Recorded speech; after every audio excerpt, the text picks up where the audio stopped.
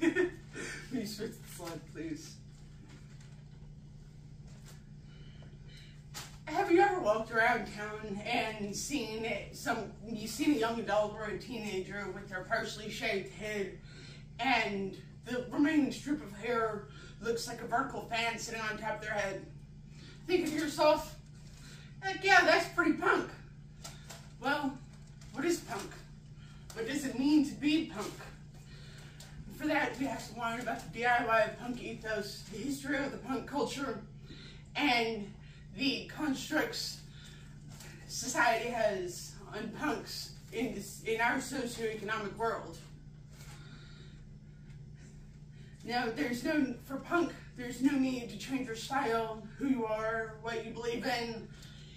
It will come in various shapes, sizes, and forms, from the straight edge punk abstaining from smoking, drinking, but peacefully protesting, to the hardcore side, where you will usually see them on the front lines with the protest or in the center of a mosh pit chugging a PBR. Being involved with the Nashville Punk Flea Market has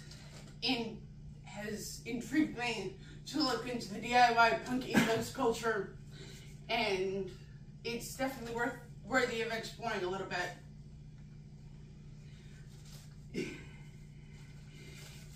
In the 2018 documentary Punk Attitude, Henry Rollins quotes John Lennon saying, "Say what you mean and mean what you say.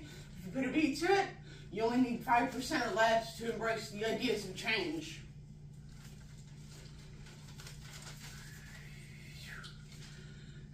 Being involved with punk, I've already said that, crap. Fun. We can practice round, that's fine. Fun fact, in 2013, the New York Magazine polled 100 self-identifying punks, and only 31% only said that being punk is only a state of mind, while the majority actually said it's more of a lifestyle, which, honestly, I can kind of agree.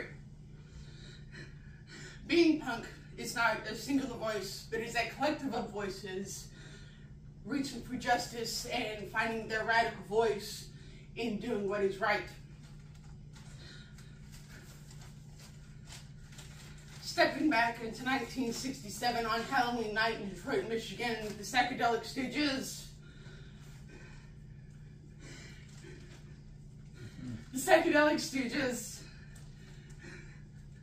started out forging a path of raw lyrics and hard political notes, expanding with the, oh wait, no, excuse me, you'll recognize at least one member of the Stooges today.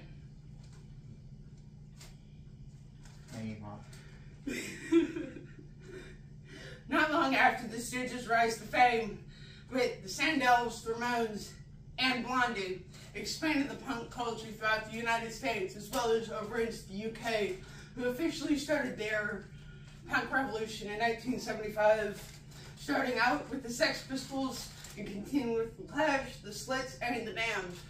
There are a lot of these in punk culture. The punk culture is generally frowned upon by society these days. Staying out of the mainstream media, releasing music not quite for the faint of heart, and dressing in distressed, grungy styles, causing significant retaliation against corporate standards of what is considered normal. But protecting working class rights usually requires a heavier style.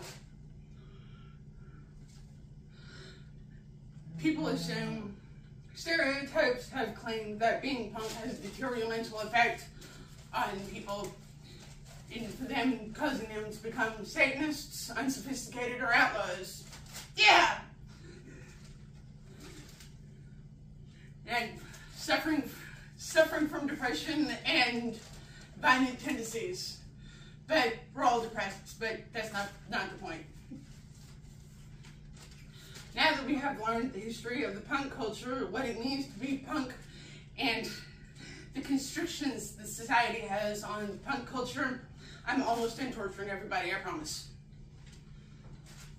And being involved with the Nashville Punk Flea Market has actually made a substantial change to my insight into the punk community and has taught me a lot about organizations.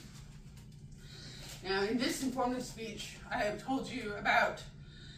explained the reasoning behind the D.I.Y Punk Ethos, what it means to be in the punk subculture, and how punk has come to be from 1967 to 2024.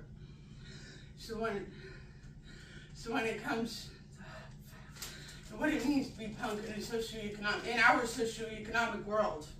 So when you think of a punk, what do you see?